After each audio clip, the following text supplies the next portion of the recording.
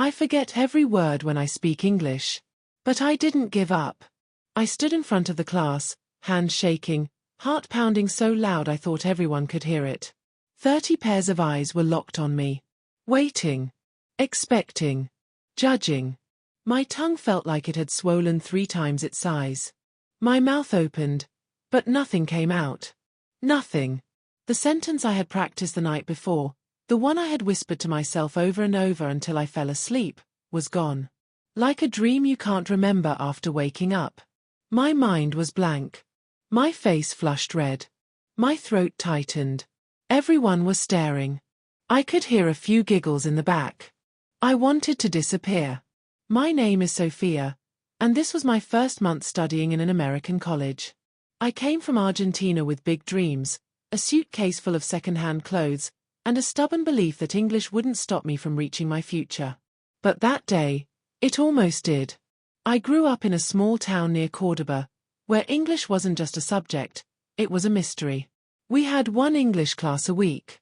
Our teacher tried, but with an outdated textbook and no internet, learning felt like reading ancient scrolls. The cat is on the table, we'd repeat, again and again, like a spell that didn't work. But I loved languages. I loved stories. I used to read translated books in Spanish and wonder how they sounded in their original voices. I wanted to travel, to write, to connect. And I knew that to do any of that, I had to learn English. So I did what I could. I watched American movies with subtitles. I mimicked the accents. I memorized lines from Friends and The Devil Wears Prada. I wrote lyrics from Coldplay songs into my diary, guessing what they meant. My English wasn't good. But it was mine. I applied for a scholarship on a whim. It felt impossible. But I got it. A full ride to a university in California. My mom cried when we opened the email. I was the first in our family to ever leave the country. I arrived in the US with so much hope. The air smelled different. The people moved fast. Everything was louder, brighter, and somehow colder, even in the sun. I smiled at strangers. They smiled back. But when they spoke, their words flew past me like birds I couldn't catch. In class, I sat at the back. I understood maybe half of what the professor said. I recorded the lectures and listened again at night with a dictionary in one hand. When someone asked me a question, I froze. My mouth opened. My brain scrambled. Words I knew just yesterday disappeared.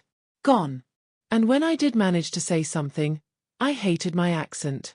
Every R, every th, like knives in my confidence. People would lean closer, eyes squinting, as if trying to read my lips. Some would smile politely. Others would finish my sentences for me. That hurt the most. I began to avoid speaking. I'd rehearse sentences in my head 100 times. But the moment I opened my mouth, it was like walking into fog. My own voice betrayed me. That day in class, the day I froze, I ran to the bathroom afterward and locked myself in a stall. I pressed my back against the wall and cried. I bit my hand to keep from making noise. I felt so stupid. So alone. I called my mom later that night. I told her I wanted to come home. Are they mean to you? She asked. No, I whispered. Then why, Hija? Because I can't speak, I said. I forget everything. I sound like a child. She was quiet. Then she said, you are not there to be perfect. You are there to learn. Even if you have to learn how to fight first. Her words stayed with me. I didn't come this far to quit. So I made a plan. Every day, I would talk to one person. Just one. A question. A compliment. Even a joke if I was brave enough. It didn't matter if I made mistakes. I just had to try. The first person I talked to was the barista at the campus cafe. Hi. How are you? He looked up, smiled. Good. How about you? My brain panicked. I almost said, fine, thank you, but I pushed myself. I'm very tired. I study a lot. He laughed. I hear you. Finals week, right? Yes, I said, and smiled. That was it. That was my victory. The next day, it was the girl who sat next to me in psychology. I complimented her earrings. She said thanks and asked me where I was from. We talked for 5 minutes. I got nervous. I said some words wrong. But she didn't care. Little by little, word by word, I built my voice. I still remember the first time I walked into the language exchange room. It was on the second floor of the student center, in a quiet corner with floor-to-ceiling windows that looked out over the library lawn. The sun was just beginning to set, casting orange light across the tables, and for a moment, it felt like the room itself was welcoming me in. There were snacks on the counter, cookies, chips, a bowl of cut-up fruit, and a few laminated signs that said, "Speak. Listen. Learn." I stood by the door, holding my phone like a shield, trying to look like I belonged there while my chest was tight with nerves. People were already talking in groups, some laughing, others focused, some switching easily between 2 languages like it was nothing. I spotted a girl with a German flag sticker on her notebook, a tall guy wearing a hoodie with Arabic script on it, and a few Americans chatting by the window. For a second, I almost turned around. Then someone waved at me. A boy with glasses and a warm smile. "Hey! New here?" he asked. His name was Yu. From Guangzhou. His English was better than mine, but I could tell he was still translating thoughts in his head like I was. Next to him was Omar from Cairo, full of energy and always cracking jokes, and Lena from Munich, quiet but sharp, her accent musical and precise. We introduced ourselves in halting English, and something clicked. Not because we understood each other perfectly, but because we didn't. And somehow, that made it easier. It felt like we were all standing at the same starting line, holding each other's hands. The group did simple activities, icebreakers, memory games, silly word associations, but each one felt like a small mountain. I kept glancing at you or Lena to see if I was using the right verb tense, if my pronunciation sounded awful. Sometimes I got it right. Sometimes not. But nobody laughed in a mean way. If they laughed, it was because they were rooting for me. And I was rooting for them too. One night, about 3 weeks after I joined, they announced a storytelling challenge. The idea was simple. Tell a story from your life in English, no notes, in front of the group. Everyone clapped. Everyone except me. My hands immediately got sweaty. I looked down at the floor. My heart thudded so hard I could feel it in my neck. You nudged me. "You should do it," he said gently. "Your stories always make me laugh." I shook my head. I forget words when I speak. What if I freeze? He smiled, the kind of smile that doesn't push, just encourages. Then we wait. And you keep going. It was stupid, but his words made my eyes sting. No one had ever told me that it was okay to forget. That it was okay to pause, breathe, and try again. That night, I stayed up rehearsing my story in front of the mirror. It wasn't a deep story. Just a funny moment from when I was 10, when my dog, Kaikito, escaped the house and ran straight into a neighbor's wedding party. He chased a chicken between the tables and almost knocked over the cake. I could still hear my mother's scream, the bride's gasp, and the sound of plates crashing to the floor. Chaos. Pure chaos.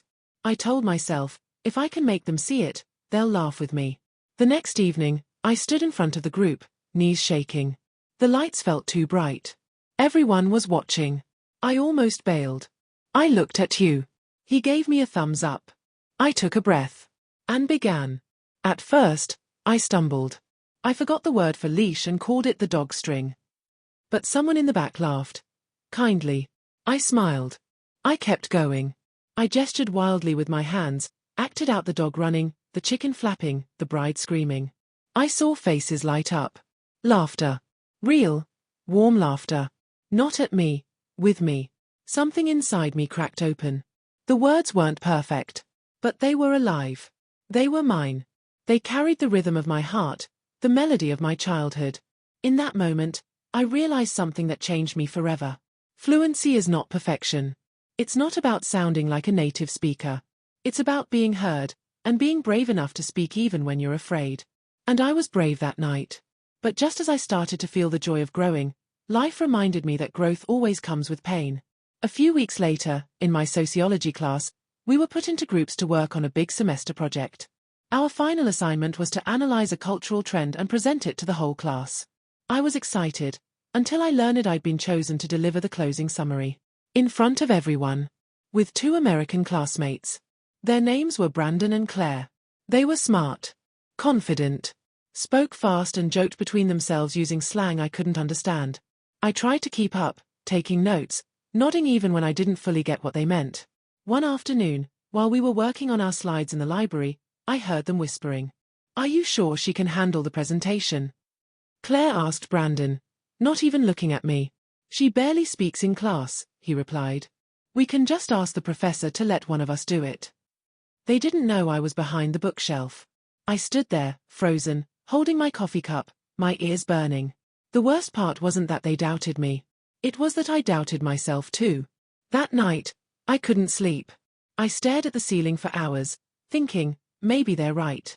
Maybe I should step back. Maybe I'm just dragging the group down. But then I remembered that little girl with the dog and the chicken. The girl who made people laugh in a second language. And I remembered Yu's words, "Then we wait. And you keep going." No. I wouldn't ask to be replaced. I would fight for my place. For the next 10 days, I prepared like it was war. I practiced my summary dozens of times. I used a voice recorder, played it back, corrected my tone. I looked up every word I wasn't sure of. I even went to the language lab and had a tutor help me smooth out the transitions. I practiced in front of a mirror. In front of you and Lena. In front of the wall. Over and over. The morning of the presentation, my hands were trembling. My shirt was damp with nervous sweat. But my voice was ready. I stood up when it was my turn, holding my note cards like a lifeline. The classroom was silent. I looked at the professor. At Brandon and Claire. At the same students who saw me go silent that first day. And I spoke. I wasn't perfect. I fumbled a word in the second paragraph. I mispronounced sociological. But I didn't let it stop me. I smiled. I made a joke. I carried on. I delivered the summary clearly, calmly, confidently. And when I ended with our conclusion, something I had rewritten a dozen times until the rhythm felt just right, I saw heads nodding. I saw smiles. The professor clapped first, then the room followed. Even Claire clapped. Afterward, she walked up to me and said, "You crushed it." I smiled, breathless, and replied, "Thanks. I practiced a lot."